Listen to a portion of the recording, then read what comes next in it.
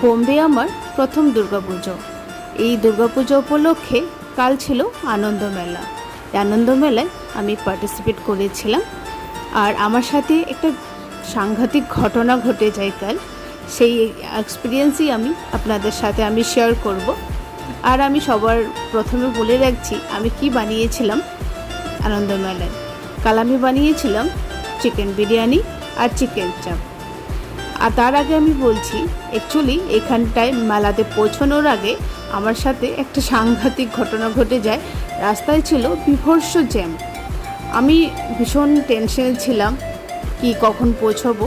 যখন আমি ওখানটায় পৌঁছাই অর্ধেক মেলাই উঠে যায়, বাট মা দুর্গার অশেষ কৃপা আমি সেইখানটায় পৌঁছানোর পরে আমার সব খাবারই সেল হয়ে যায়, আর আমার ক্লায়েন্টরা ভীষণই খুশি হয় আমার খাবার খেয়ে, আর আমি খুশি হয়ে বাড়ি ফিরে আসি।